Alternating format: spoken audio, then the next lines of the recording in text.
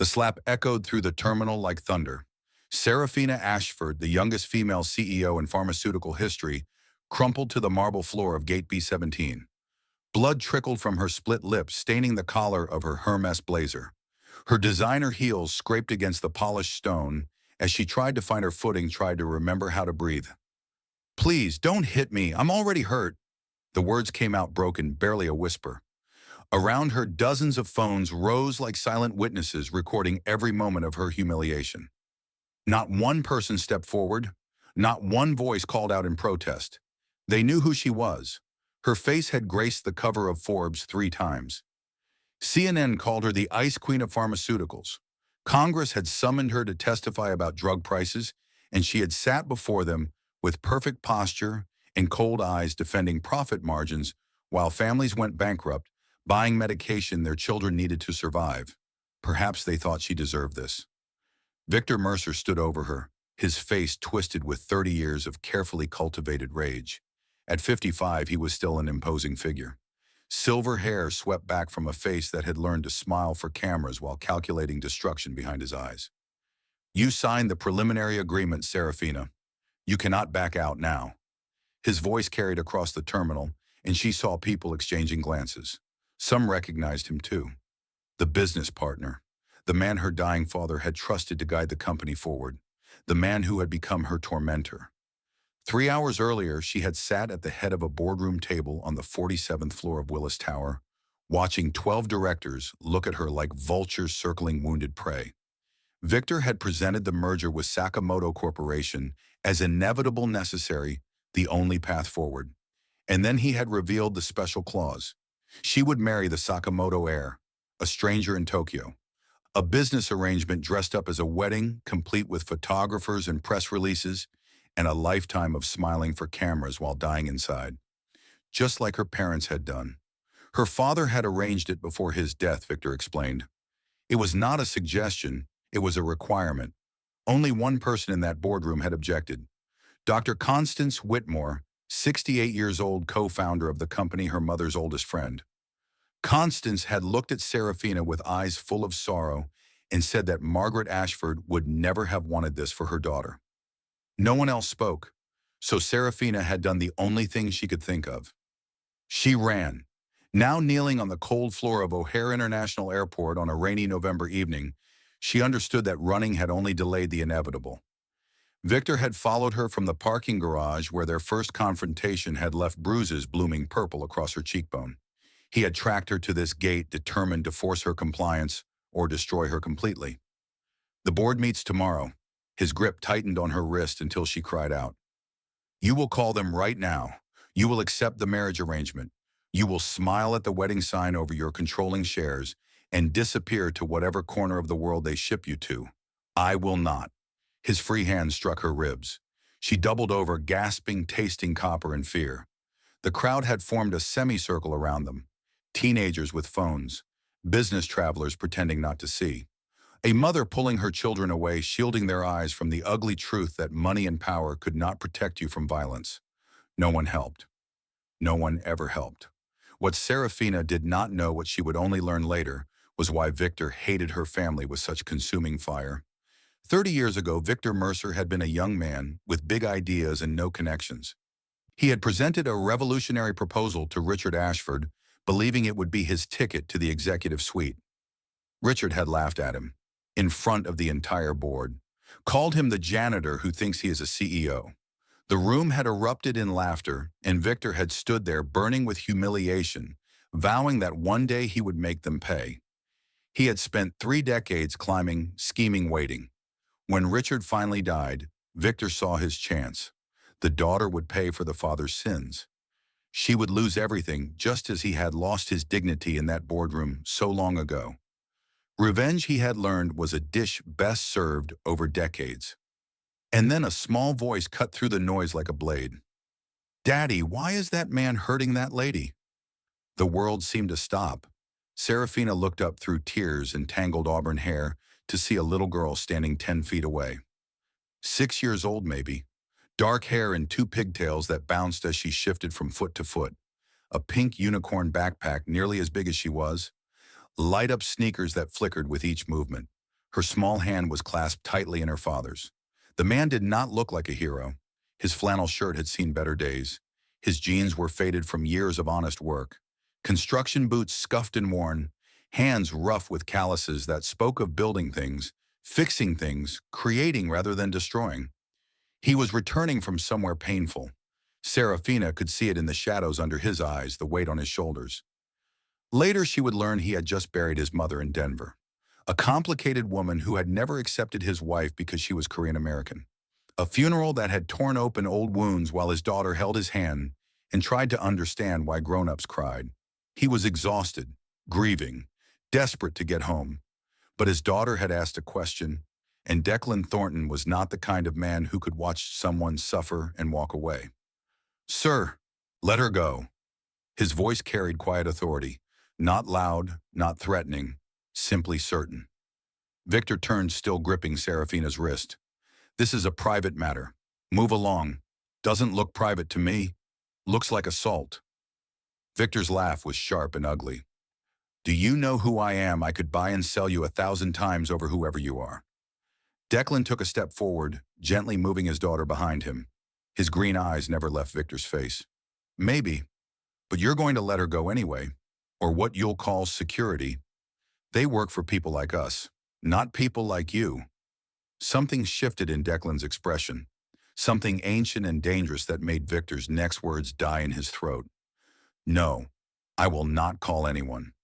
He moved closer, close enough that Victor could see the quiet determination in his eyes, the set of his jaw that suggested he had faced down far worse than an angry executive in an expensive suit.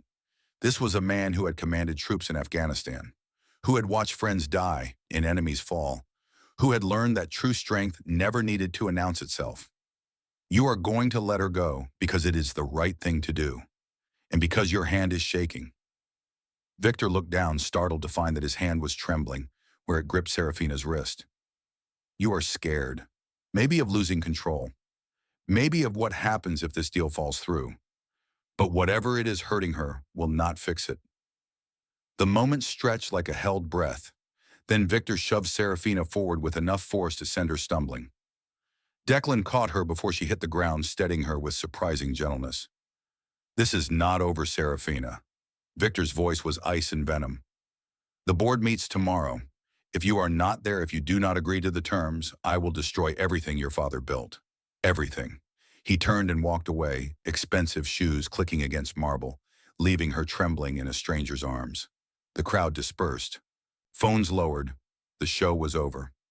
Several people muttered about corporate drama and rich people problems as they walked away. None of them looked back.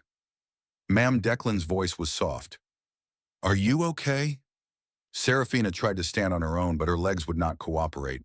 The adrenaline was fading, leaving only pain and exhaustion and the crushing weight of everything she had lost. That was when the little girl approached. Wren moved past her father with the confidence of a child who had never been taught to fear strangers. She dropped her unicorn backpack and began rummaging through it with the seriousness of a surgeon preparing for an operation. "Where does it hurt most? Everywhere," Serafina heard herself say, then caught herself. "I mean, I know what everywhere hurts feels like." Wren's voice was solemn beyond her years. "When Mommy went to heaven, everything hurt for a long time. But Daddy said that is okay. It means we loved really big." She produced a handful of Band-Aids covered in unicorns and a small juice box. "See, unicorns make everything better. That is just science." She carefully placed a Band-Aid on Serafina's hand where the skin had scraped against the marble floor. Her small fingers were gentle. Her eyes were serious. "I also have juice boxes. Apple or fruit punch. Juice helps when you are sad. That is what Daddy says." For the first time in longer than she could remember, Serafina felt something crack open in her chest. This child, this innocent soul who had lost her mother, was trying to heal a stranger with cartoon Band-Aids and fruit punch. When had anyone last offered her something so simple, so kind, without wanting anything in return? "Your daddy sounds smart." "The smartest." Wren nodded firmly. "He can fix anything. Houses, cars, toys. Maybe he can fix your sad too." Declan's ears reddened slightly, but he did not correct his daughter. Instead, he helped Serafina to a nearby bench, maintaining a respectful distance, but close enough to catch her if she fainted. I am Declan. He offered his hand steady and calloused. And this is Wren, Serafina. She did not add the Ashford or the CEO or any of the titles that usually followed her name. Right now, she was just Serafina, sitting on a bench with a stranger and his daughter, wondering how her life had come to this. That man, Declan said carefully. Is he going to come back? Probably. She touched her ribs, gingerly wincing. He needs me to sign things. It is complicated. It always is. Declan watched as Wren produced another juice box from her seemingly bottomless backpack. But complicated does not give him the right to hurt you. You do not understand. I have done things, made decisions. Maybe I deserve no. The single word was firm, final. Nobody deserves that. I do not care what you have done. A voice crackled over the loudspeaker announcing another delay. Weather in Chicago. Flights grounded for at least 2 more hours. Declan glanced at the departure board, then back at Serafina. Our flight is delayed anyway. There is a restaurant in Terminal C. Nothing fancy, but they make good soup. When is the last time you ate? Serafina tried to remember. Yesterday. The day before, she had been running on coffee and anxiety for so long, she had forgotten what hunger felt like. I could not impose. You are not imposing. We are offering. Declan stood extending his hand. Besides, Wren has been asking for mac and cheese all day, and I have never been able to say no to mac and cheese. It is the best mac and cheese. Wren grabbed Serafina's other hand. Seriously, they put fancy breadcrumbs on top. Serafina looked at the offered hands, calloused and steady on one side, small and trusting on the other. Her phone buzzed in her purse. 12 missed calls, 20 text messages. The world demanding her attention, her compliance, her soul. She turned the phone off. Okay, mac and cheese sounds good. The restaurant was nothing special, just another airport chain with overpriced food and harsh fluorescent lighting. But when they sat down and Wren immediately began coloring on her placemat with crayons she produced from her bottomless backpack, something in Serafina's chest loosened. She could not remember the last time she had sat in a place like this. Her meals were usually catered affairs in corner offices or silent dinners alone in her penthouse apartment, scrolling through emails while eating something expensive that tasted like nothing at all. The mac and cheese when it arrived was extraordinary. Or perhaps she had just forgotten what food tasted like when you were not eating alone. So, Declan said after they had ordered. You running to something or from something? Both. Neither. Serafina wrapped her hands around her water glass, seeking its coolness. I was supposed to fly to Tokyo. There is a merger, a marriage arrangement. My father set it up before he died.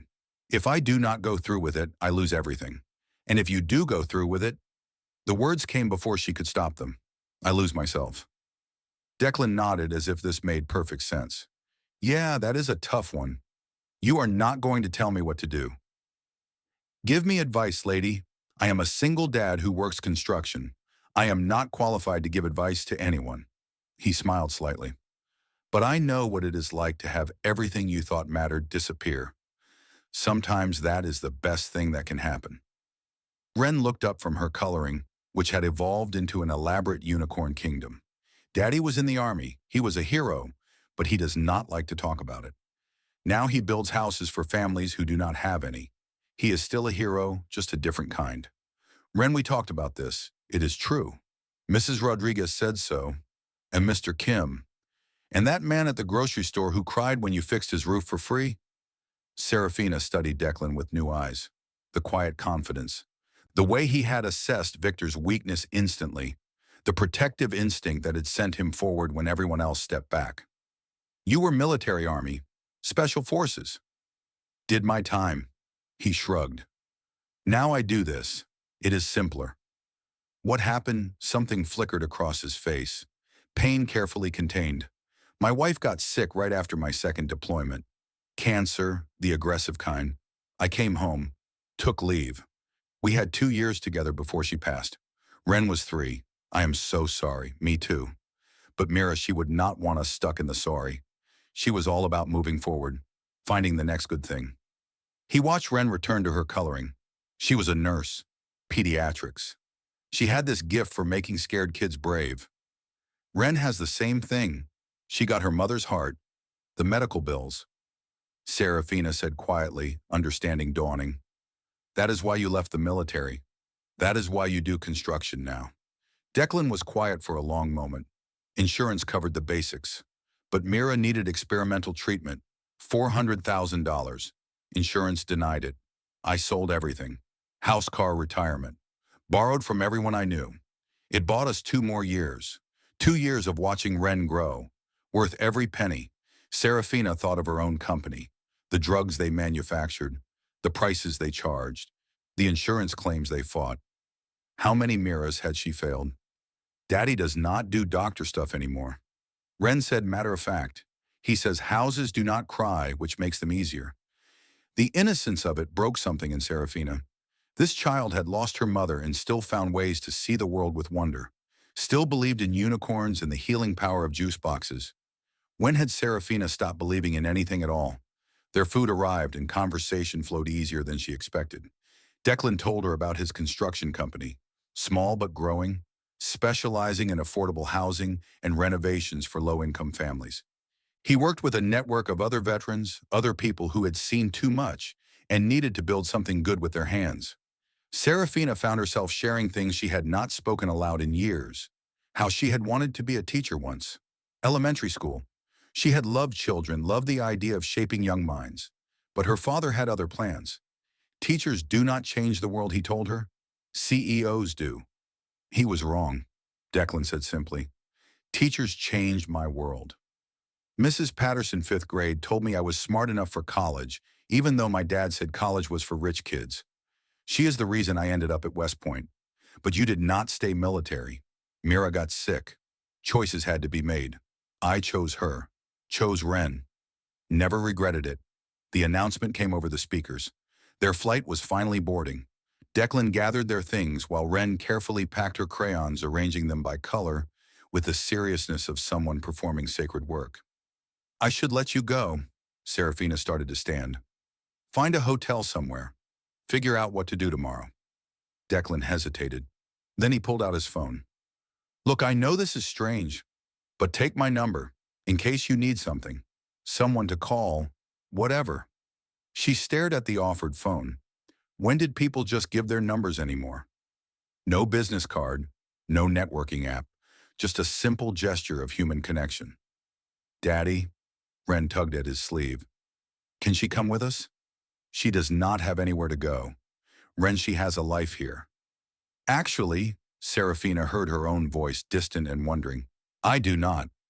Not really. I have a company that is about to be taken from me, an apartment I barely see, and a family that only cares about my net worth. She stood her decision, suddenly crystal clear. I do not suppose you know any good hotels near where you live. I think I need to not be here for a while. Declan and Ren exchanged a look. Some silent communication passed between them. We have a spare room, Declan said slowly. It is nothing fancy, just a converted office. But it is clean and safe. Please say yes. Ren bounced on her light-up shoes. I will show you my room and my drawings and my fish. His name is Mr. Bubbles, but he does not actually blow bubbles, which I think is false advertising. Serafina looked at these two strangers who had shown her more kindness in 2 hours than anyone had in years. The smart thing would be to say no. Check into a hotel, face tomorrow's board meeting, salvage what she could of her empire. But when had the smart thing ever made her happy? Okay. She took Declan's hand and let him help her to her feet. Let us see what happens next. They made an odd trio walking through the terminal. A construction worker in flannel, a battered CEO in designer clothes, a 6-year-old in light-up shoes leading the way. As they boarded the plane to Chicago, Serafina turned off her phone completely. Victor's name had flashed across the screen one final time, and she had rejected the call without hesitation. Window or aisle, Declan asked, checking their boarding passes. Serafina realized she had not flown commercial in 5 years. The company jet was always waiting. I do not know. Window, Ren decided for her. You need to see the clouds. Daddy says Mommy lives in the clouds now. So they must be pretty special. As the plane lifted off into the night sky, leaving behind the terminal where CEO Serafina Ashford had fallen to her knees, something shifted. The woman sitting between Declan and Wren, watching the city lights fade below, was not that CEO anymore. She was just Serafina. And for the first time in longer than she could remember, that felt like enough. Wren reached over and took her hand as they climbed higher. "Do not worry," the little girl whispered. "Daddy and I are really good at taking care of people. We practiced on each other. The house on Maple Street was everything Serafina's penthouse was not. Small, lived in, warm. Declan had bought it as a foreclosure 3 years ago, right after Mira died. He needed something to do with his hands, he explained. Something to pour his grief into. The Craftsman two-story had been gutted and rebuilt with love and skill, every detail speaking of a man who created rather than destroyed. The porch light cast a warm glow over rain-wet steps. Window boxes held the last remnants of summer flowers. Wren's bicycle leaned against the railing, pink streamers drooping from the handlebars. Inside, the walls were covered with Wren's artwork, framed like masterpieces in a museum. Books overflowed from shelves Declan had built himself. A piano sat in the corner seat, music scattered across the bench. And everywhere in small frames and casual arrangements, photographs of Mira. A beautiful Korean-American woman with Wren's dark eyes and a smile that seemed to light up every room. Not a shrine, just a presence. A reminder that love did not end with death. The spare room was simple but clean. A handmade quilt on the narrow bed. A small window overlooking the backyard. Fresh towels and borrowed pajamas that smelled faintly of lavender. "Mira's mother made that quilt," Declan said softly. "She sends one every Christmas. I think it is her way of staying connected to Wren." Serafina ran her fingers over the careful stitching. "It is beautiful." She lay awake that night listening to the sounds of a real home. Declan checking locks, the furnace humming, Wren talking to Mr. Elephant about tomorrow's adventures. Her phone sat on the nightstand, powered off a portal to another world she was not ready to face. A soft knock interrupted her thoughts. Wren appeared in the doorway, dragging her stuffed elephant behind her. "I cannot sleep. Mr. Elephant says you are sad and need company. Mr. Elephant is very wise." Wren climbed into bed without invitation, arranging herself in the elephant with great ceremony. "Daddy says it is okay to be sad. It means you are human. Robots do not get sad. I felt like a robot for a long time. But not anymore. No, not anymore." "Good. Robots cannot eat pancakes.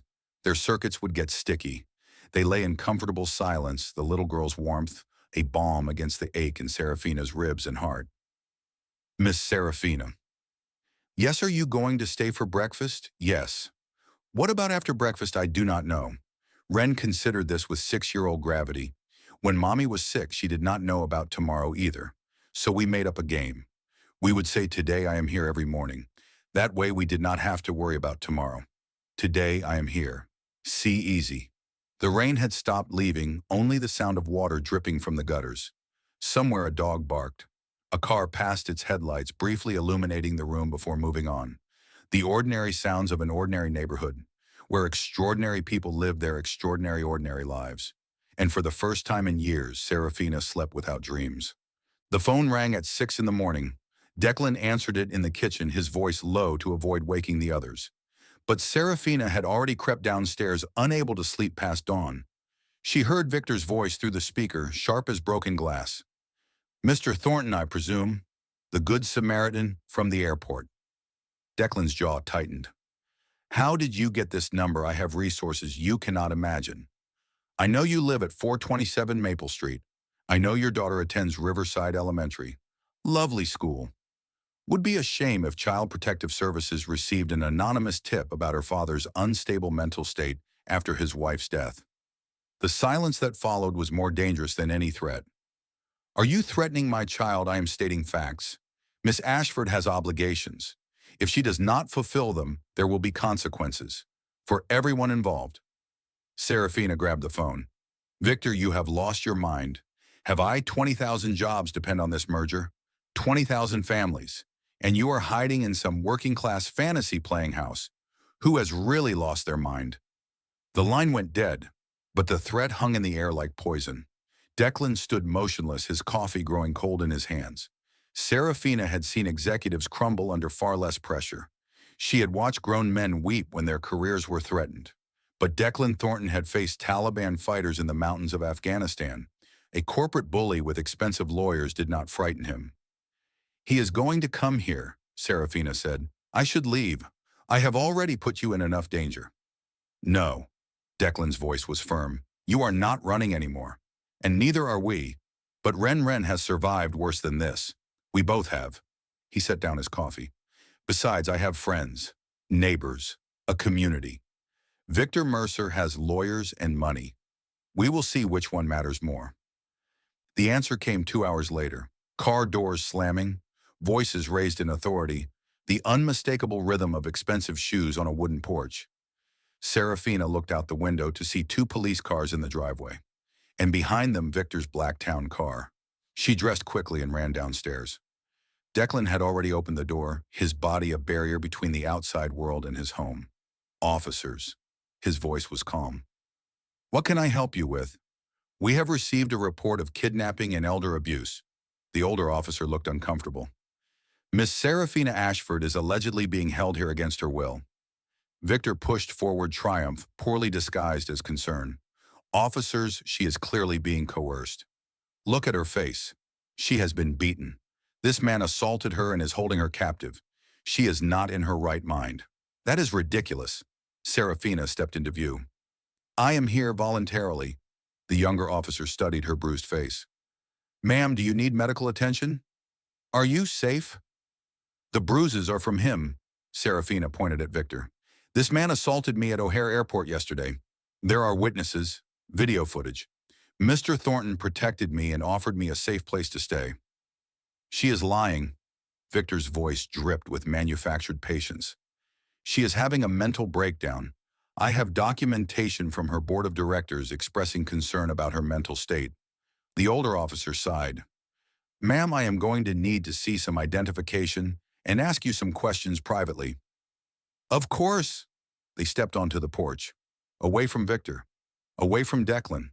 Just Serafina and an officer who had clearly seen enough domestic situations to recognize truth when he heard it. "Miss Ashford, are you really here by choice?" "Completely. I am the former CEO of Ashford Pharmaceuticals. Mr. Mercer was trying to force me into a business arrangement I refused. He assaulted me at the airport. Mr. Thornton intervened and offered me shelter. That is all. And you are free to leave whenever you want." "Yes." "Do you want to press charges against Mr. Mercer for the assault?" Serafina thought of everything Victor had taken from her. Her company, her autonomy, her belief that the world could be anything other than cruel. "Yes, I do." That was when Ren appeared. She marched out the front door in her dinosaur pajamas. Mr. Elephant clutched to her chest, her face fierce with 6-year-old fury. "You are being mean again. In my house. Daddy does not allow meanness in our house." Victor stared at the child like she was speaking a foreign language. "This is none of your concern, little girl." Ren drew herself up to her full 3.5 feet. "My name is Ren Marie Thornton, and you are in my house making my friends sad. That makes it my concern." One of Victor's lawyers coughed, hiding what might have been a laugh. The officers exchanged glances. "Mr. Mercer," the older officer's voice had hardened, "I suggest you leave now, or you will be coming to the station in handcuffs." Victor's face contorted with rage. "This is not over." "Yes," Serafina said quietly. "It is." She watched him leave his expensive car, pulling away from the modest house on Maple Street. The police took her statement, promised to be in touch about the assault charges, and departed with sympathetic nods. A knock at the door made them all tense. But it was only Mrs. Nakamura from next door, a tiny Japanese-American woman in her 70s carrying a covered dish. "I heard the commotion," she said, pushing past Declan without invitation. "Police before breakfast is never good." She spotted Serafina's bruised face and her eyes narrowed. "Who did this?" "It is handled, Mrs. Nakamura." "Handled is not healed." She set down her dish. "Miso soup. Good for the soul." She patted Serafina's hand. "You stay. Declan is good boy. His Mira would want him to help you." The truth arrived in a manila envelope, hand-delivered by Margaret Chen herself that afternoon. She was 70 years old, silver-haired and sharp-eyed, a woman who had spent 50 years navigating the treacherous waters of corporate law. She had been Richard Ashford's attorney for 3 decades, and she had been waiting for this moment since his death. "Your father knew," Margaret said, spreading documents across Declan's kitchen table while Wren played in the next room. "He knew Victor was planning something. He prepared for it." The second will was dated 3 years before Richard's death, hidden in a safety deposit box that only Margaret could access. Triggered only if Serafina voluntarily left the company. $50 million in a private trust. The house in Vermont that her mother had loved. And evidence. Years of evidence. Documenting Victor's embezzlement, his fraud, his systematic betrayal of everything the company was supposed to stand for. There was also a letter, handwritten on her father's personal stationery, the expensive cream paper she remembered from childhood. "My dearest Serafina, if you are reading this, you finally found the courage to leave. Your mother would be so proud. I was never good at showing love. I only knew how to build walls and empires. But watching you become me was my greatest failure. The money is not a reward. It is an apology. Use it to build something that matters, something your mother would have loved. You were always her daughter more than mine. Thank God for that." Dad Serafina read the letter 3 times. Each time the words blurred more as tears filled her eyes. "He knew. All along he knew what I was becoming. He hoped you would find your way out," Margaret said gently. "He just could not show you the door himself. That was not who he was. And Victor. The evidence in that envelope is enough to send him to prison for 20 years. Your father gathered it, piece by piece, waiting for the right moment. Why did he not use it himself? Because he needed you to choose. If he had destroyed Victor, you would have stayed, trapped in the company, becoming more like him every day. He wanted you to leave on your own terms, to discover that there was more to life than quarterly reports and stock prices." Serafina looked around Declan's kitchen, the crayon drawings on the refrigerator, the well-worn cookbooks, the window over the sink that looked out on a small garden where someone had planted tomatoes and roses in cheerful chaos. Her father had given her the greatest gift he could imagine, freedom. She just wished he had been brave enough to give it to her in person. The next week passed in a blur of legal proceedings and media frenzy. The evidence against Victor was delivered to the FBI, the SEC, and every major news outlet simultaneously. The video from the airport had already gone viral, but now it was accompanied by documents showing years of financial crimes. 3 board members resigned in protest, issuing public statements condemning Victor's behavior.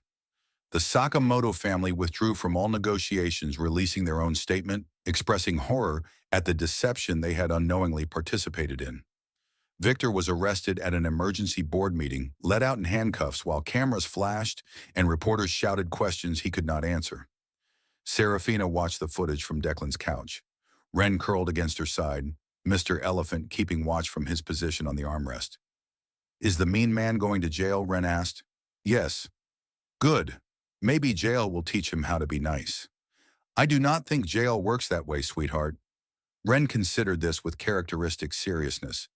"Then maybe the other people in jail will teach him. Sometimes you have to learn things the hard way, from the mouths of babes." Serafina called her stepbrother that night. Gideon had been leaving messages for days, his voice progressing from angry to worried to something that sounded almost like concern. "I am recommending Dr. Whitmore as interim CEO," Serafina told him. "She will clean house, rebuild what needs to be rebuilt.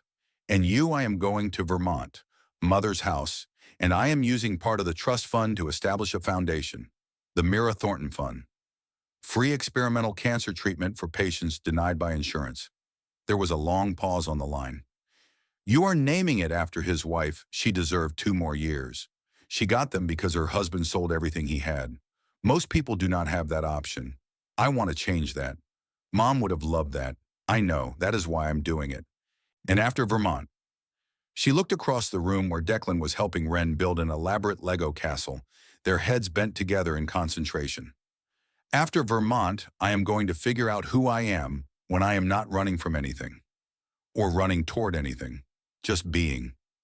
"You sound different, Sarah." "I feel different. Good different."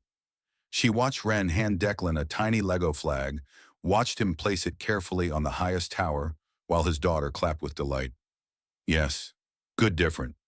They left for Vermont 3 weeks after that November night at the airport. Declan arranged for his crew to take over his current projects. Tom and Jerome and Miguel threw an impromptu goodbye party at the workshop, with Jerome making a speech about how the boss had finally found someone who could handle his stubbornness. Mrs. Nakamura cried when they told her. Then she immediately began packing food for their journey. Vermont is cold, she declared. You need soup and warm food. Good for the soul. The hardest part was Wren's school. She had friends there, routines, a life carefully constructed in the aftermath of loss. But when they explained about the house with land and trees and maybe room for a dog, her eyes went wide with possibility. Can I have a tree house? We can build one together. And a swing, multiple swings, and chickens. Let us start with the dog and see how it goes. The drive took 2 days with an overnight stop at a motel that Wren declared the best ever, simply because it had a pool. They ate at roadside diners, played car games, sang along to the radio. Normal things, family things. As they crossed into Vermont, the landscape changed. Mountains rising, trees thickening, the sky somehow seeming bigger, more full of possibility. It is like a fairy tale. Wren breathed, her face pressed to the window. The house, when they finally arrived, was both better and worse than Serafina remembered. A Victorian farmhouse on 40 acres with views of mountains and a pond that would freeze in winter for skating. Her mother had loved this place, had spent every summer here until her illness made travel impossible. 20 years of minimal habitation had left it feeling hollow. Waiting. It needs so much work, Serafina said, standing in the dusty kitchen. It needs life, Declan corrected. That is different from work. Wren had already raced through every room, claiming the one with a window seat as hers. It is perfect, she shouted from upstairs. I can see forever. They spent their first night camping in the living room, sleeping bags on the floor, the fireplace crackling with their first fire. Wren fell asleep between them, mumbling about tree houses and dogs and chickens. What have we done? Serafina whispered, looking around at the cobwebs and outdated wallpaper. Something brave, Declan replied. Something real. The weeks that followed transformed everything. Declan worked systematically, fixing urgent problems first. Heating, plumbing, electrical issues that could cause problems. Serafina painted while Wren helped by providing constant commentary and occasional artwork on the walls. The town embraced them cautiously at first, then warmly, as they showed they were not just rich city people playing at country life. Declan joined the volunteer fire department. Serafina began helping with the town's grant applications, her corporate experience suddenly useful in an entirely different way. Wren charmed everyone at the local school, immediately becoming best friends with a girl named Emma, who also believed in fairy houses and talking animals. The Mira Thornton Fund launched quietly without press releases or ribbon-cutting ceremonies. Just a website, a phone number, and a promise that no family would have to choose between bankruptcy and hope. The first grant went to a mother in Ohio whose insurance had denied her daughter's cancer treatment. Serafina called her personally to deliver the news. The woman cried for 10 minutes straight. After she hung up, Serafina sat in the kitchen of the Vermont house, watching snow fall outside the window, and understood for the first time what her mother had tried to teach her all those years ago. This was wealth. This was power. The ability to change someone's life. The choice to use what you had been given for something that mattered. We did it, Serafina said one evening, standing in their newly functional kitchen while Declan cooked and Wren did homework at the table. We actually did it. Did what created a life. A real one. We are still creating it, every day. The wedding happened on the winter solstice 6 weeks after that November night at the airport. It was small, simple, perfect. They gathered in the backyard of the Vermont House Mountains, as witnesses, snow falling gently as Gideon walked Serafina down a makeshift aisle. Dr. Whitmore had flown in to officiate, her silver hair bright against the winter landscape. Mrs. Nakamura had driven all the way from Chicago, declaring she would not miss it for anything. Tom, Jerome, and Miguel came too, turning it into a reunion of sorts. Wren served as flower girl, throwing petals with wild abandon, her dress covered in unicorns, per her specific and non-negotiable request. Do you, Declan James Thornton, take this woman to be your wife? I do. Do you, Seraphina Rose Ashford, take this man to be your husband? I do. The kiss was gentle. The applause was warm. And Wren declared it the best wedding ever, even though she had never been to another one for comparison. Later, as the small reception continued in the barn, they had cleaned out for the occasion. Gideon pulled Seraphina aside. Mom would have loved this, he said quietly. Dad, too, in his own way. Do you think so? I think he spent his whole life building things he thought would make you happy. And in the end, the only thing that actually worked was letting you go. She hugged her stepbrother, really hugged him for the first time in more years than she could count. Come for Christmas, she said. Come be part of this family. I would like that. That evening, as the last guest departed and the house settled into peaceful quiet, Seraphina found herself in the living room with Declan and Wren. Wren was curled between them on the couch, fighting sleep with the determination only a 6-year-old could muster. Miss Seraphina, yes, sweetheart. Are you my mom now? The question hit Seraphina somewhere deep and tender. I am your Seraphina. Is that okay? Wren considered this with characteristic gravity. More than okay. I can have a mommy in heaven and a Seraphina on earth. That is like being double loved. Double loved. I like that. Me too. A knock at the door interrupted them. Mr. Wheeler, their nearest neighbor from 2 miles down the road, stood on the porch with a squirming bundle in his arms. Wedding present, he said gruffly. Every family needs a dog. The golden retriever puppy immediately tried to lick everyone's face simultaneously, its tail wagging with enough force to knock over small furniture. What should we name him? Declan asked, laughing, as the puppy attacked his shoelaces. Seraphina did not hesitate. Hope. Hope, the dog, Wren giggled. That is silly.